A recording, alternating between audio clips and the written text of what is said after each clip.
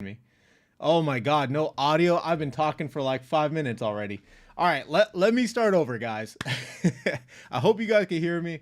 That was my bad. This is my first time doing it this way. I had to class up the place a little bit, had to have a little, background music, and I totally forgot to turn on my audio. Anyways, let me get right back to where I was starting.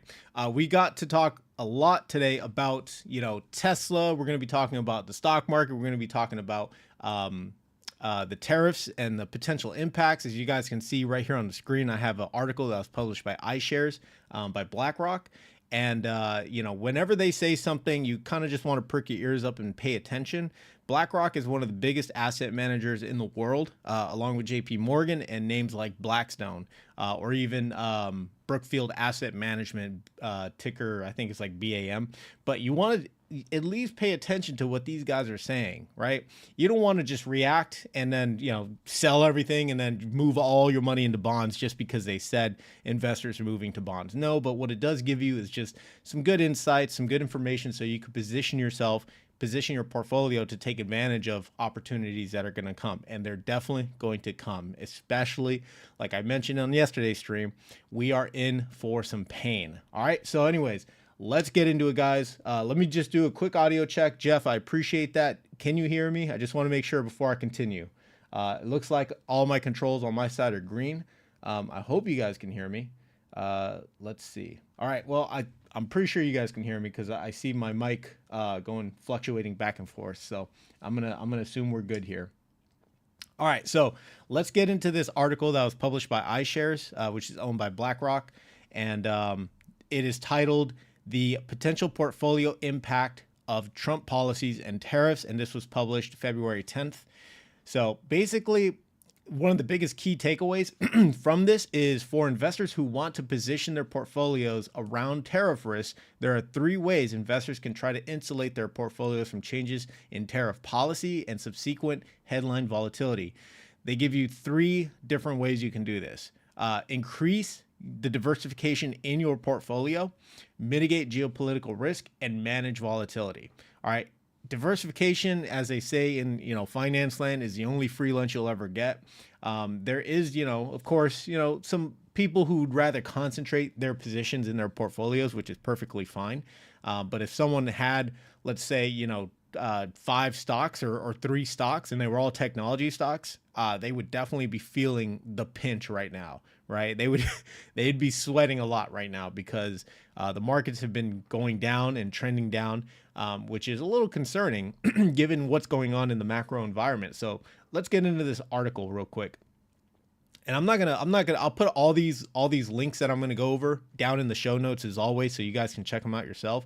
But I'm just going to cover the parts that I highlighted. So tariffs signal global trade shift. Uncertainty around the scope and implementation of tariffs is high. Let me make sure you guys can see that.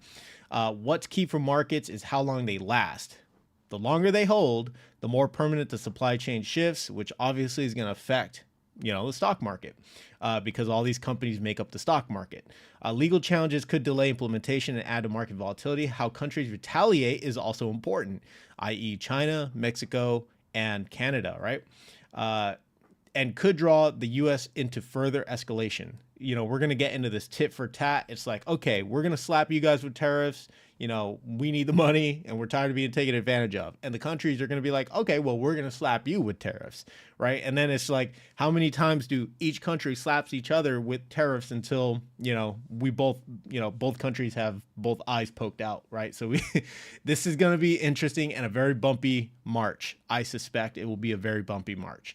But again, and I don't want to get into the politics of this, okay? So this is not politic type of channel. But what I want to talk about is, Trump does have a history of doing stuff like this, where he will just spout things out, the markets will react, countries will posture themselves, but then he goes left and he goes in a completely different direction.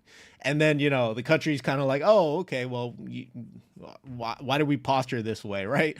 And, the stock market reacts, a bunch of, sell-offs happen, and then everyone piles back into equities right after, right? This is nothing new with, the current president. It always happens.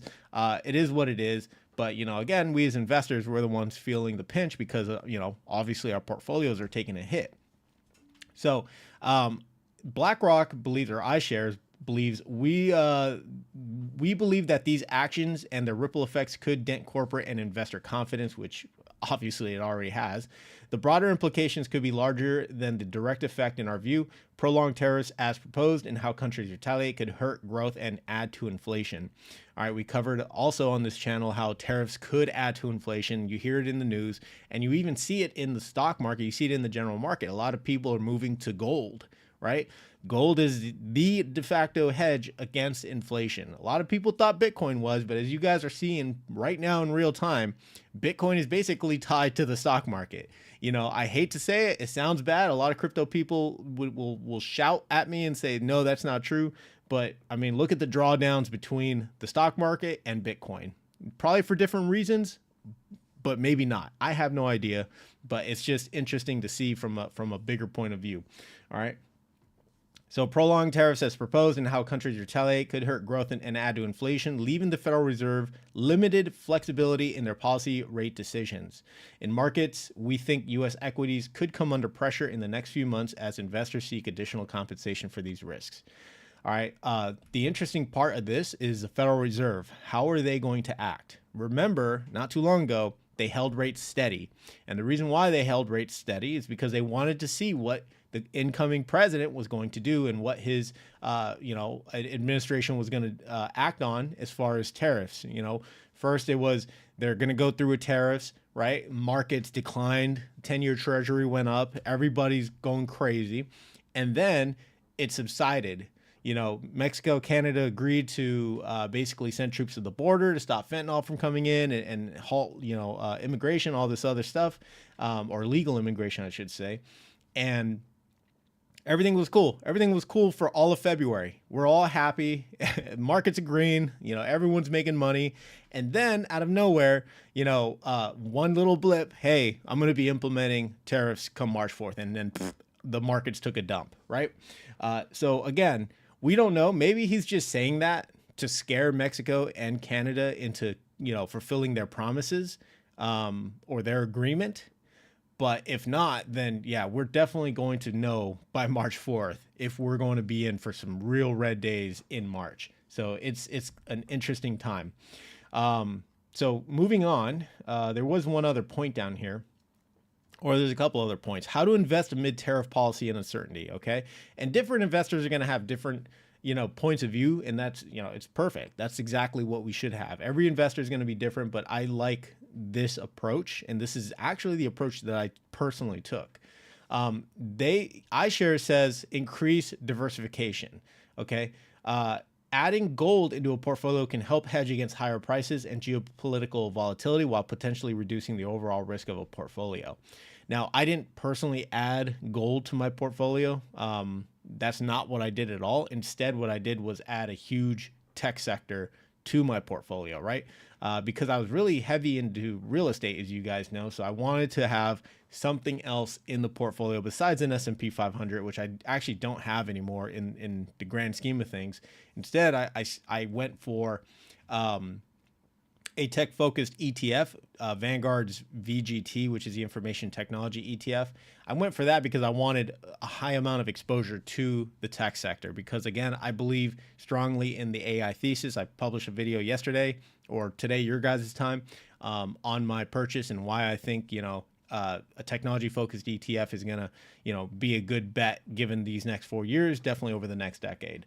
So that's that. And, they kind of just go over some ideas that you can look into.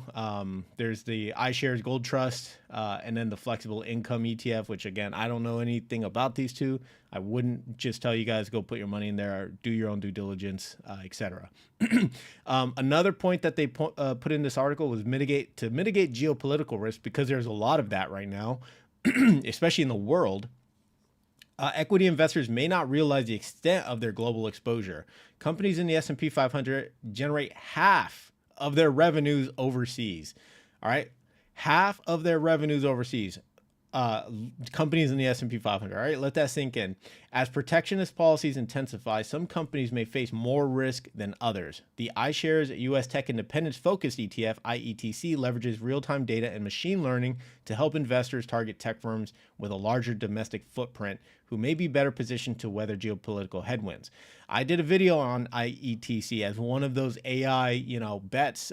Instead, I, of course, went with VGT, but IETC was definitely a strong, contender, definitely a strong runner-upper, in my opinion. They actually, on a total return basis, they actually had more of a return over AIQ, which is Global X's ETF for AI. But yeah, I basically followed this type of advice before I even read this article, and I moved a good portion of my money into a tech focused ETF. So interesting stuff, right? And then they say, you know, to manage volatility, they're talking about adding like things like bonds and stuff like that. Not my cup of tea, to be honest. But anyways, I just wanted to cover this. Again, this link will be down in the description for you guys. I think this is just a really good kind of blog post to get you know, again, some of the juices up here working on what you could do to position yourself. All right, because I'm gonna beat a dead horse here, but this is going to be one hell of a year. This is going to be one hell of a year with all the changes happening. You have government layoffs happening. You have tariffs, you know, being happening. You have stuff that's happening out in the Middle East. You have stuff that's happening out in Europe. You have stuff that's happening out in China. You have all of our tech companies involved in a lot of this stuff too. I mean, hell, this is just crazy, crazy times. All right, so leading into the crazy times, there was an article I came across that mentioned the American Association of Individual Investors, which is actually really cool. So this is the AAII Investor Sentiment Survey. All right. The AAII Sentiment Investor Survey offers insights into the opinions of individual investors by asking them their thoughts on where the market is heading over the next 6 months, and has been doing so since 1987. Again, this link will be down below in the description. Okay. So right now, we as investors, or the market sentiment right now, is very bearish, right? The week ending February 26, it spiked from 40% to 60%. That is wild. All right. We are no longer bullish. Investor sentiment is no longer bullish. All right. Investor sentiment is more bearish now. We're moving into bear territory where we think that the market is going to continue trending downward, or again, maybe that thesis is going to play out where the market just trades flat for the next decade. Who knows? But again, it's just interesting to see how gold, like I mentioned in all my streams, how gold is outperforming the general market, right? And I think this is that telltale sign. This is an indicator that we can use to just gauge the weather, right? Because it's one thing to always be in a bull market and you always think stocks go up, but you know, you can be making some trades or investing in some things that probably were not the right move at that time. I'm not saying try to time the market or anything. I'm just saying think of these things strategically. Try to be strategic in your purchases, right? I'm one to talk because I bought VGT and now I'm down like what, $8,000 or $9,000. But again, whatever. But yeah, this was just interesting, and I think it's down here. Let's see. You know what? It's in the next one. It's in the next one. But yeah, you know, we are going bearish. Okay. Could the stock market continue trending downward? I think it is very possible at this moment, only because of all the tariffs talk that's happening. We have to wait until March 4th to really iron it out. And then maybe we could see a rebound. People, you know, I saw a comment that people are like, oh, you know, the Federal Reserve needs to lower interest rates now. Like this is not going to help us. This will not help us if we lower interest rates. And that, you know, again, in my opinion, would be kind of just a jerk move, because to do that, and then we end up with higher amounts of inflation because of tariffs, you know, that's not going to solve anything. That's, you know, lowering interest rates is not going to solve anything. And Jerome Powell, you know, of the Federal Reserve, in one of his meetings did say that, you know, they are kind of mapping out, you know, what potential tariffs could do to the economy, and then they're going to adjust their federal rate, you know, decisions in the future. But I saw another article today. I think his last name is Bernanke.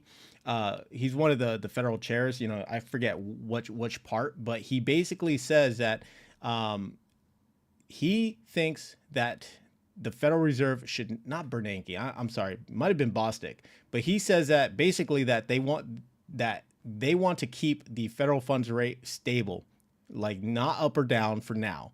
They're going to keep it probably for a little while. I am thinking at least until the second half of 2025, right? So we're looking at the summertime before we hear any news of whether it's going to go down any further. And again, The percentage is very small that it can go up, but it's not off the table. Again, we have to see what the data is going to show, job unemployment,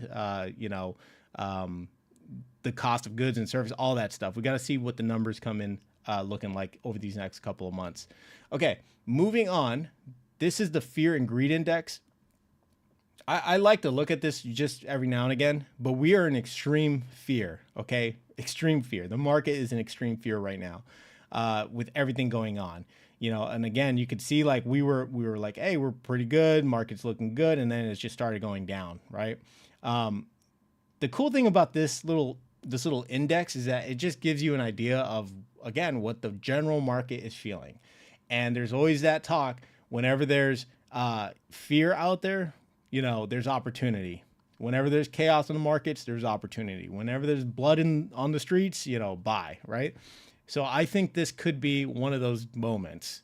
Again, don't follow me. Don't take anything I'm saying with as fact. You should probably do your own research before you buy anything. Financial advisor, all that caveat stuff.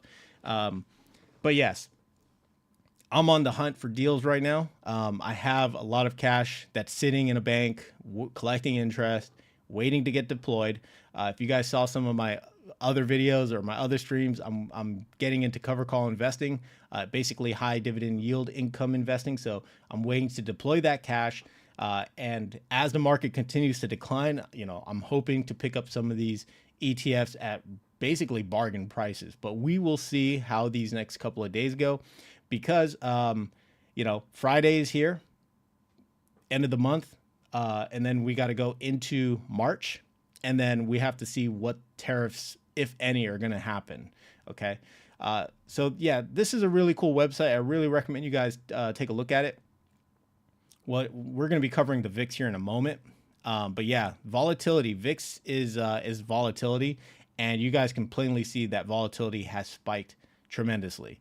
All right. So this is obviously not good for, just passive type of investors.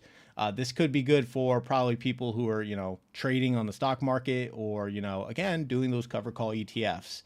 So this could be good for them. But the problem is those ETFs are trending downward, which, you basically could almost be breaking even. I don't know. I don't have the math in front of me, but yeah, this I thought was really cool. The safe haven demand, people are moving to bonds. Excuse me. People are moving to bonds. So bonds are outperforming stocks. And we see a lot of investors are moving their money out of equities into bonds. Again, safer assets. They'll be able to collect that bond interest, or even, just stash some money there. This is more of a wealth preservation strategy. When people start flocking to bonds, they don't want to lose money in the stock market, in equities, right? Because equities, they go up and down. So they move money to bonds in order to keep it steady while they collect a small amount of interest. The disadvantage to that is that when or if the market recovers, they're going to miss out on all of those gains. So let's say you put your money into bonds. Let's say you put $10,000 into a bond, right? It gives you 5% for the year. Okay, you make 5%, which is $500, I guess, right? It's nothing extravagant. But if you were to have your money in the S&P 500 or something, and it dropped, and then you bought in with that same $10,000, and let's say it dropped a little bit more, and then it started growing and spiking up, and let's say the year to return, the total performance for that S&P 500 ETF for that year was 20%. Well, you just left 15% on the table. All right, so really, really interesting stuff. Okay. So anyways, moving on, this was the VIX chart, like I was mentioning, and again, it's starting to spike. So it's just showing that, there's going to be some volatility in the markets. As you guys can plainly see over these last couple of days, the VIX has been going up. So there was another article that came out on Seeking Alpha. Excuse me. Bitcoin slides further as hopes for a crypto-friendly Trump administration dwindle. I got my own thoughts on this, but let's go through this real quick. So just as kind of a joke, I bought into IBIT, and of course IBIT goes down. So I bought, I was like, God damn it.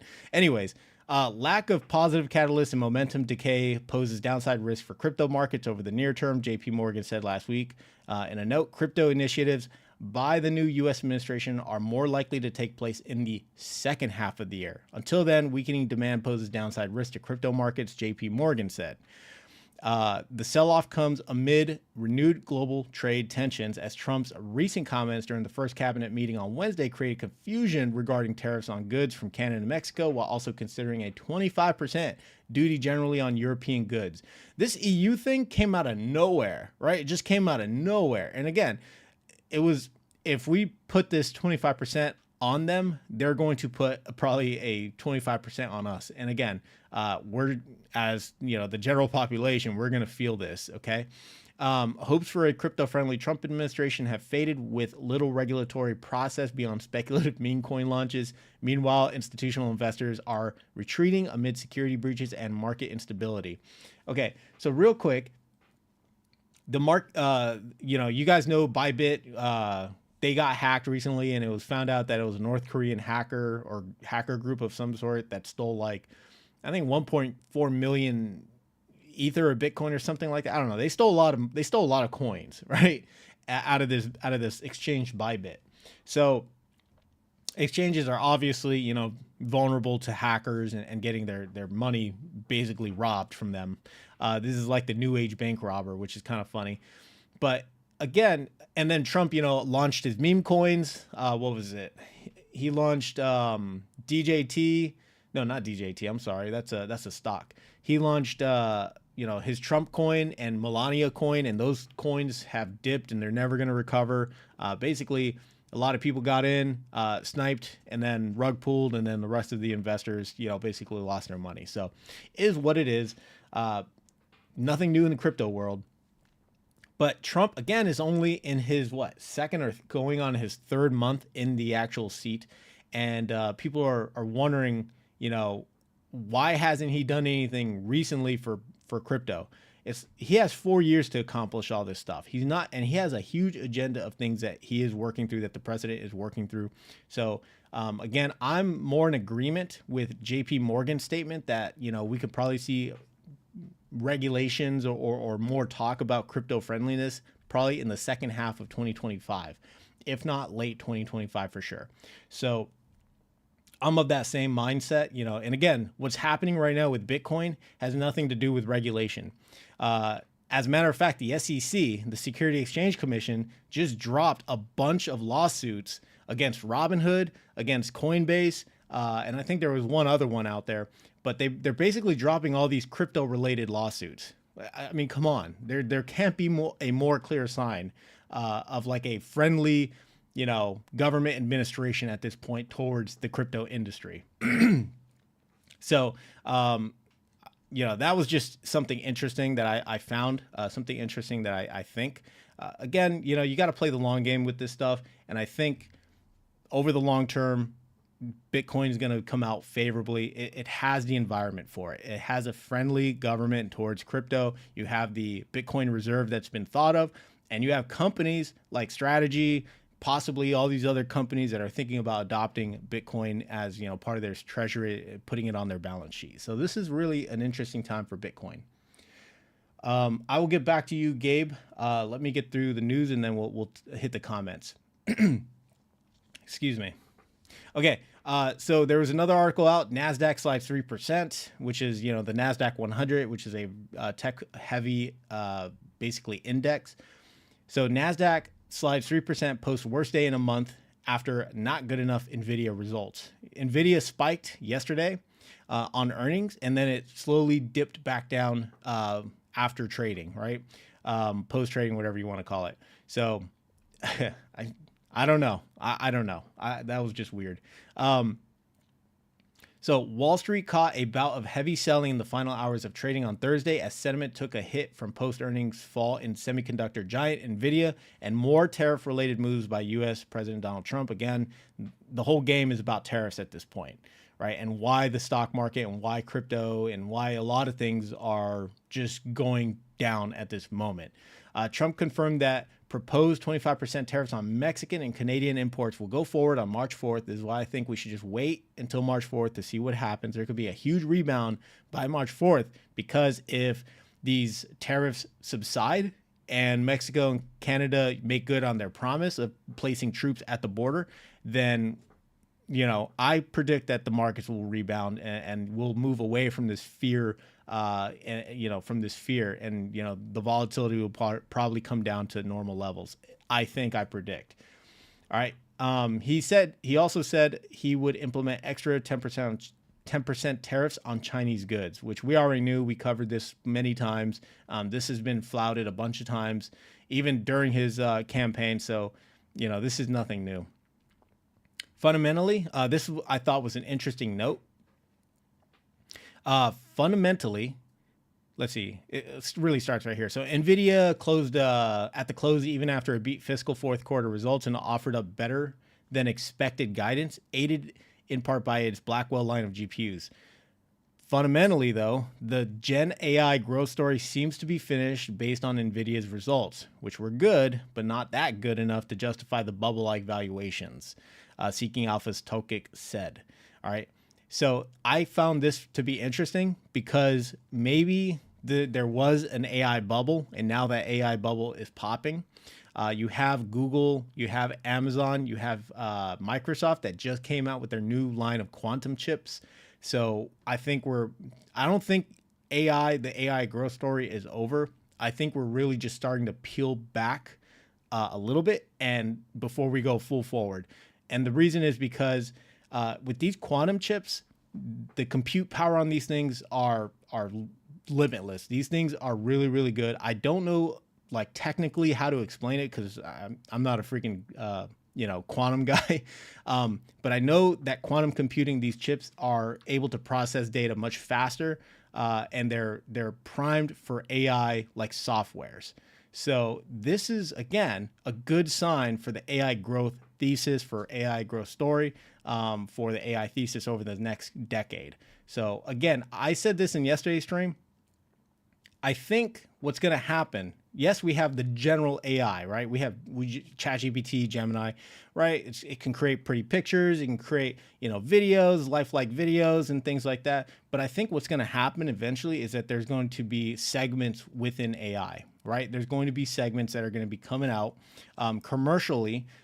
Companies were fast to adopt AI very quickly into their arsenal of tools. You have automated chatbots whenever you go to a company and start chatting with their tech support or their support.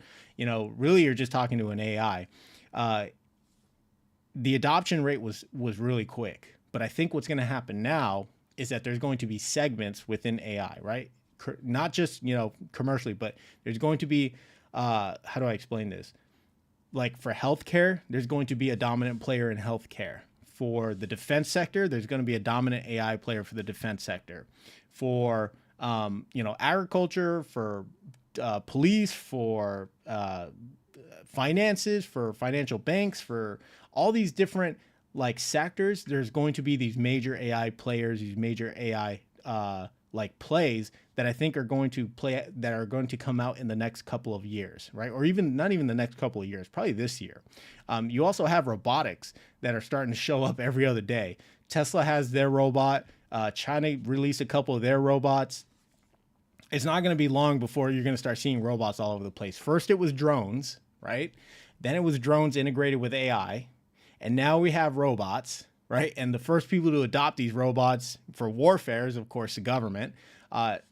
It's just getting crazy.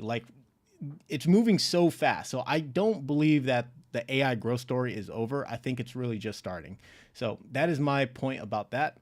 The initial jobless claims hit a 3-month high of 242,000. Okay.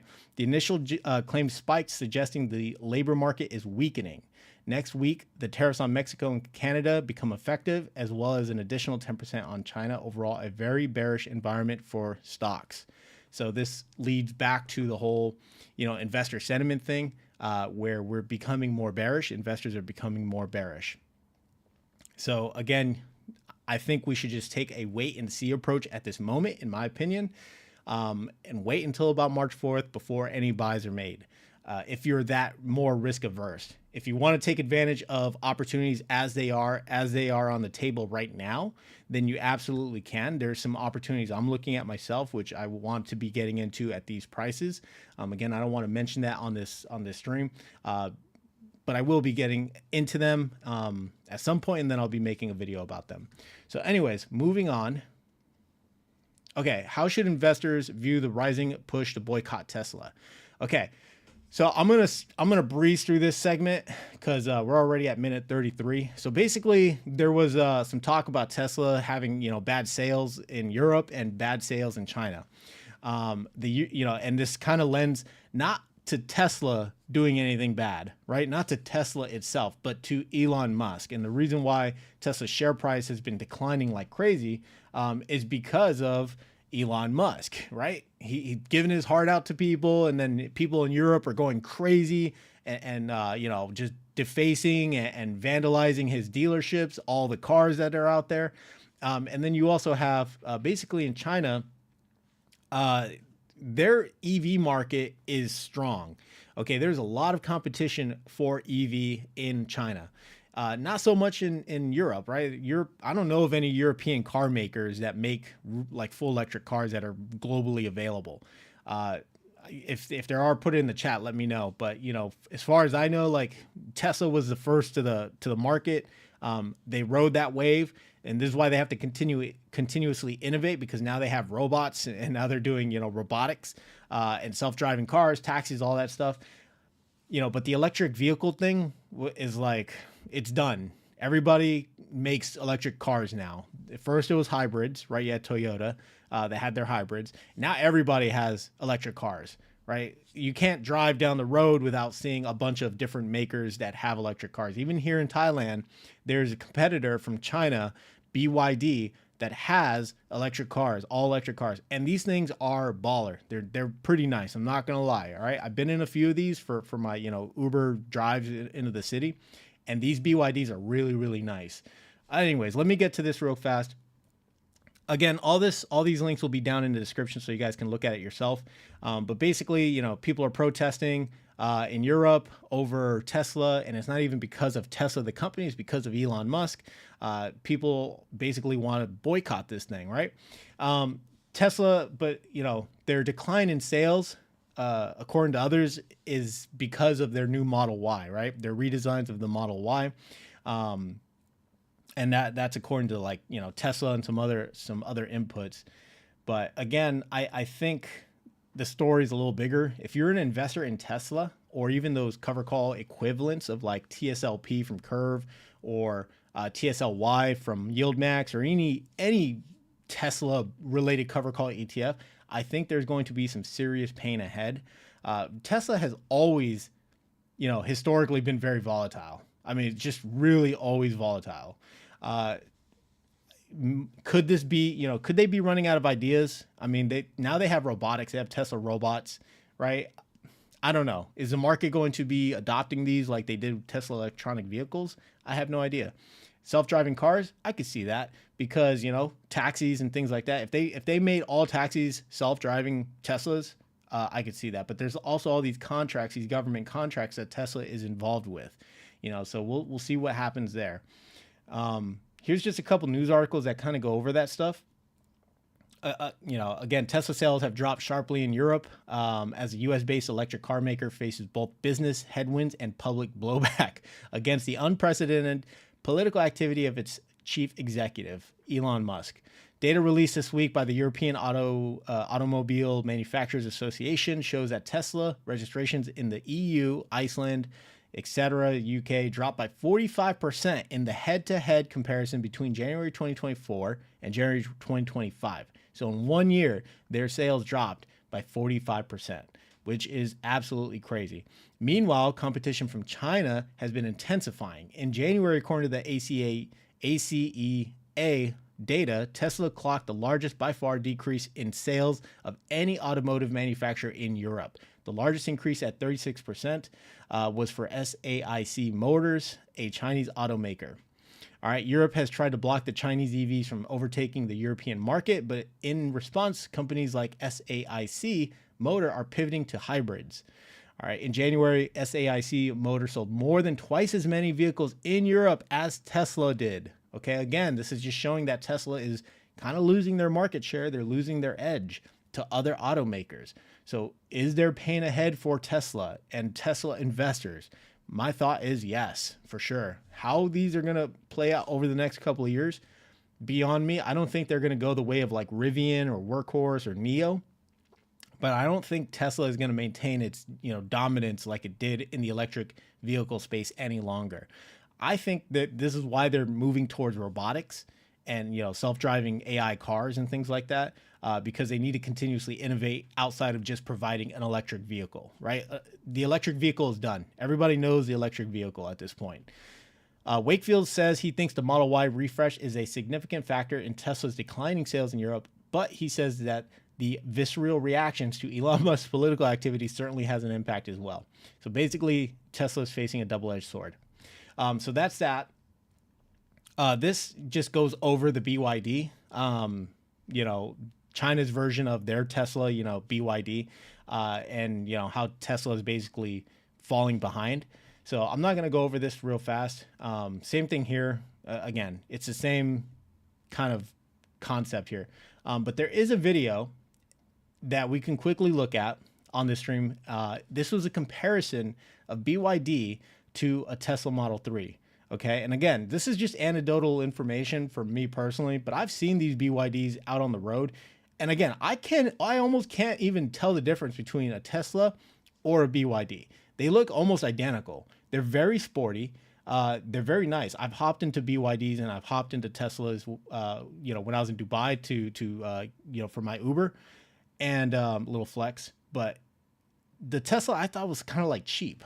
I don't know. I wasn't really like all that fascinated by it. And then I get into the BYD. I mean, it still has kind of a similar feel. It's really nice, luxurious. Same thing as the Tesla. They got all those fancy little gadgets and everything, all the electronics. But they're almost a one-for-one at this point. Like really, they're almost a one-for-one. In this video, which again, I'll put a link down below, basically explains that. On price, look at these things. They're almost identical in price, BYD being a little cheaper. And here in Thailand, BYDs are actually much, much cheaper now. I think you can get these for like $30,000, like fully loaded, which is crazy, absolutely crazy. Moving on, you can see you have the infotainment piece, compared to the Tesla Model 3. BYD just gives you everything. All right, they just give you everything. I mean, the Chinese are probably going to record everything you connect to the car, but other than that, they give you everything, which is kind of nice, right? It's all like all the premium options come standard, whereas with Tesla you have to pay extra money. So it's like the BMW, it's like the BMW kind of thing, where all the stuff that comes standard in like a Honda, you have to pay for extra from BMW just because BMW is a luxury brand. For safety,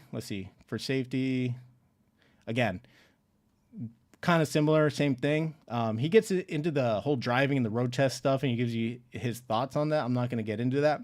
But again, this was just interesting to see.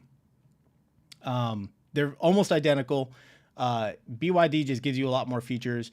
And this is, I think, why also Tesla is kind of losing that market share. And again, the stock is starting to reflect that. All right, so we got through that. Let's get into just kind of the general markets and how they've been over the last couple of days. So we see the S&P 500 is continuing to drop. All right, it's continuing to drop. It looks like it's going to continue dropping well up until, I think, March 4th. We'll see what happens if there's going to be a serious drop. All right, year to date, we're going bad. All right, we're going red. We're going negative here. Over the last 5 days, the S&P 500 overall is down 4%. If we look at the NASDAQ 100, which again is a tech-focused ETF, a tech-heavy ETF, just today it's down 2.75%. Whenever an index drops like this, like 2.2% or 2.75 or 3% or 4%, like that is a lot in a single day. That means the biggest companies in that index, in that ETF, are probably not doing so well. And for this one particularly, and for the S&P 500, all you have to do is look at the Magnificent Seven. Facebook, Amazon, Apple, Netflix, Google, Tesla, NVIDIA. right? Look at them. If they're not doing well, then these indexes are not doing well. Okay. It doesn't matter what the other, you know, for the NASDAQ 100, it doesn't matter what the other, you know, 93 constituents are doing. If those 7 companies are doing bad, the other 93 are doing bad in the ETF as well. Same thing here for the S&P 500. The other 493 companies are doing bad. All right. So Bitcoin not doing well. This has been the talk of the town for a little bit. Bitcoin has not been doing well. It's been trending downwards. And again, a lot of people, you know, again, I saw a comment. Why is Bitcoin going down when it's supposed to be a hedge against inflation? It's supposed to be non-correlated to the S&P 500 or to the stock market or equities. And, you know, it's supposed to be, you know, this untied, uncorrelated asset class. This, I can't explain it. No, I don't think anyone really can. All I do know is that if the S&P 500 is going down, this is going down. The correlation is pretty strong. And again, I think it has to do with a myriad of factors, primarily surrounding tariffs, right? I think it has to do a lot with tariffs, and investors are just becoming more and more bearish, all right? That's all there is to it. That's all there is to it, because this determines right here, all of this is investor sentiment. That's all this is. When Bitcoin goes up, investor sentiment is greed, right? Want more Bitcoin, buy more Bitcoin, Bitcoin to the moon, all that stuff. And now it's crap. Get money out of Bitcoin. Don't buy Bitcoin, right? The market's shaking out. A lot of, you know, the paper-handed investors, right? Institutions are probably loading up. I have no idea. I can't imagine, you know, like institutions not buying in at this point, right? I can't imagine. I don't think they're selling out and moving to bonds. I don't think that is a thing. But again, I could be completely wrong. Okay, moving on, we see gold. Actually, gold went down surprisingly. Went down 2%. Surprisingly, that was kind of weird. If we look year to date, they're still up 8% over Bitcoin's negative 9%, over the Nasdaq's negative 2%, and over the stock or S&P 500's negative 12 basis points. So gold is still outperforming all of those asset classes. So as always, I like to look at the US 10-year Treasury just as a weather gauge for real estate and to see where real estate might be heading, especially for mortgage rates. And we can see that it's actually dropping. This is, again, a welcome sign. I always talk about this. I always touch on this, but it's always nice to see that the 10-year is finally dropping. The Secretary of Treasury, Scott Bessent, went on Fox News and said that he and the current administration is going to be focusing on the 10-year again. I don't know why this is dropping. I'm actually very surprised. I don't think this has to do with tariffs, and I'm trying to find out what reason the 10-year would drop, right? Because when tariffs were all the rage, you know, December and into January, this thing was spiking high. So why it's dropping, again, is beyond me, but I'm happy that it is dropping. And then we finish off with, you know, the real estate index, ETF VNQ from Vanguard, and we're up just a little bit. You know, year to date, we're still up, you know, 5.46%, which again is a welcome sign compared to the other asset classes out there like equities and Bitcoin. So I hope this is a rebound. I hope this is a recover for REITs. Okay, so that'll do it for this stream, guys. Whew, what a freaking stream. That was a lot of information. I need to take a sip from my coffee here. Okay, so I'm gonna look at the comments and we'll go from there, guys. Okay, so, hey Jeff, again, appreciate you letting me know that there was no audio in the beginning of this stream. I felt kind of silly. I got caught with my pants down there. Let's see. Smci always says strategies over spreadsheets. I agree 100%, sir. We need more strategies, less spreadsheets. Gabe, I'm going to come back to your question. What do you think about FBTC versus IBIT? So there was another commenter on my last video that I did on my last upload that asked the very same question. So Fidelity's BTC Trust versus iShares BTC Trust. The only difference is Fidelity holds the actual crypto themselves in their own, vault, whatever that magical vault looks like. Maybe it's just on their hard, on a hard drive or something. But they hold all of that. Whereas with iShares, iBit, what they do is they have the custodian through Coinbase, right? Coinbase is the custodian. They're the ones that's holding the actual Bitcoin. They both have very similar expense ratios. I think it's 25 basis points. They both hold Bitcoin, and their prices reflect Bitcoin. So to me, if anything, Coinbase and Fidelity would have almost identical security controls in place. It doesn't matter to me. I can't see Fidelity going away anytime soon, and I can't see Coinbase going away anytime soon. To me, they're going to be here for a very, very long time.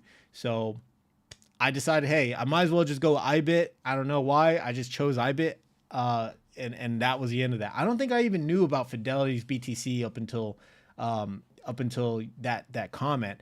But even so, I mean, I can't imagine Coinbase going away. All right. I don't think a behemoth like BlackRock would ever, I'm sure they did their due diligence on Coinbase before going to Coinbase and saying, hey, we want you guys to be the custodian, right? I mean, these are big players in the space. So I can't imagine them getting got is my thing. I hope that answers that extremely well.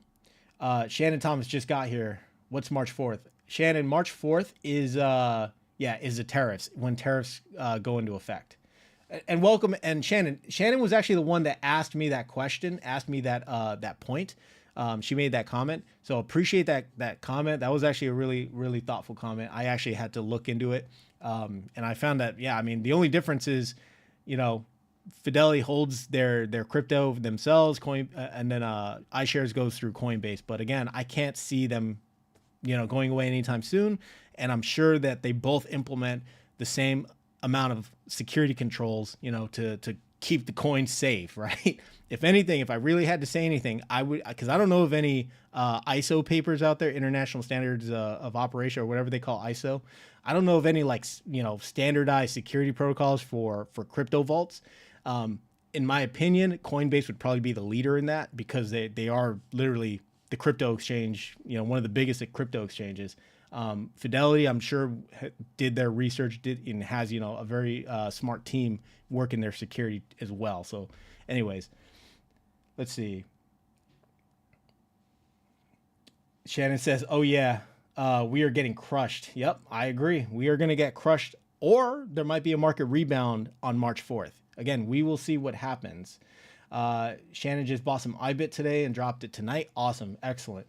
Danos, welcome back. Man, you're always catching the last couple of minutes of the stream.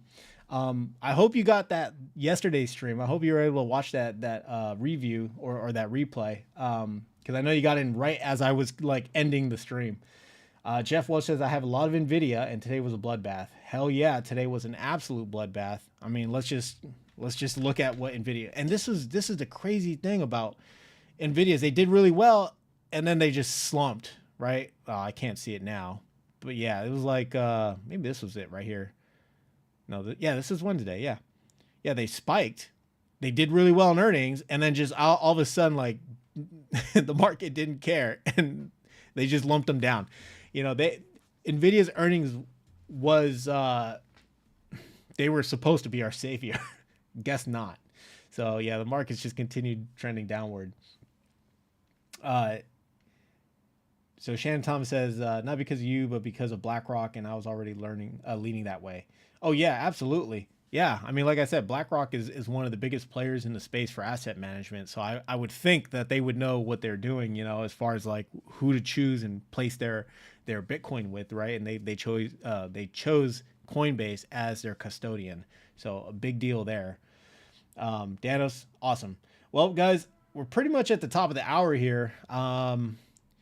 Just some closing thoughts here before I end the stream. There's so much crazy crap happening right now in the markets. I'm waiting to buy stuff, and I think Monday is going to be when I buy stuff, to be honest. It's probably going to be Monday or Tuesday, and it's going to be those cover call ETFs that I've been talking about. for about a week now. But I just have to wait for the money to clear on the brokerage side, and then I'll make my plays. But I think the probability of the tariffs happening March 4th, I think, are very low, in my opinion. I think so. And this has to do with everything with our current president. I mean, he changes. I don't say he flip-flops, but he goes left when people thought he was going right. And then when people catch up to him on the left side, he's just going to fall down. People are going to look at him. Then he's going to fly into the sky and then, drop a bottle or something. I don't know. Like, the guy he goes in so many different directions. It's hard to keep up with him. This is the same thing, not only for markets, not only for government, but even larger than that, international politics. He just goes all over the place. He shows up to a meeting where they're supposed to talk about, green energy or something like that. And he says, I want you guys to put a lot of money into NATO. Like, he just does stuff like that. I'm not saying that happened, but I'm just saying, like, he does things like this. I think March 4th, and I might bite my tongue here, but, and these words are going to come back to bite me, is what I meant to say. But I think March 4th, we're not going to have the tariff scares, and I think they will subside. Markets will rebound. And this is why I want to at least get in now, right? If it drops lower, if the markets continue dropping lower, well, it is what it is. I'm probably going to ease in a little bit, maybe do like, kind of like a lump sum now and then drip a little bit later as the markets cool down, but we'll see. Shannon says also, just FYI, I have a Wonka, but no worries. It's been called a girl my whole life. Damn parents. Oh, okay. A wanka. All right. Okay. My bad. Excuse me. Yeah, I don't know many dudes with the name Shannon, so pardon me. But yeah, like, it's, how we position ourselves right now, I think we should just hold a lot of cash. Again, if you want to take advantage, if you see some of your favorite ETFs or some of your favorite stocks on sale right now, why not drop a little bit, right? That's my thinking. That's what I would do if I had some picks that I wanted to pick up. I would drop a little bit in now, take advantage. And if the markets rebound after March 4th, well, at least you got some of the opportunity, right? At least you were able to take advantage of the biggest dips. What happens between now or between March 4th and the rest of the month is entirely left to be seen. We still have the feds that need to have their talks, interest rate, about the interest rate and all that stuff. We still have, economic data that's coming out. There's still a whole lot of stuff that's going to be happening in March. So it's going to be one hell of a wild ride. And as always, 2025 is going to be one hell of a ride. All right. Again, with the AI industry, with crypto, with the current, administration, we just have to sit back and chill out, have a beer, have a tea, have a coffee, and just hear what this dude is doing, right? Don't react to it. Just hear what he's doing. Take a deep breath. All right. Look at it logically and then make your moves, right? Make your moves. Don't do any knee-jerk reactions. Don't sell out of an entire position, and cement those losses when that stock or that ETF is on the prime of rebounding, right? So you got to just chill out. Don't let your emotions drive your investing and just wait. Just do a wait and see. If March 4th comes to pass and those tariffs happen, then yeah, we're gonna be in for some real shit. We're gonna be in for some real shit for the rest of March. So anyways, guys, that'll do it for this stream. Unless there's anything I can help you guys with, any questions, anything you want me to cover before I end the stream, I'll give you guys a second to think.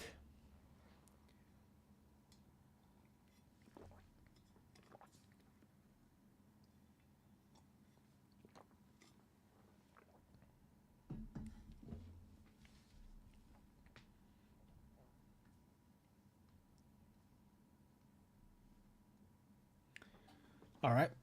Well, I think that'll do it for me then. Again, all these links to all these articles will be down below in the show notes.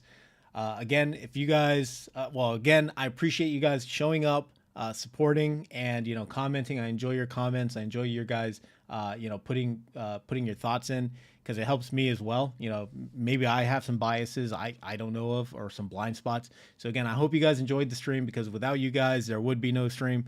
I appreciate the support. And as always, don't forget to like. All right. Let me know what you guys think. And outside of that, I will see you guys in the next stream. Take care.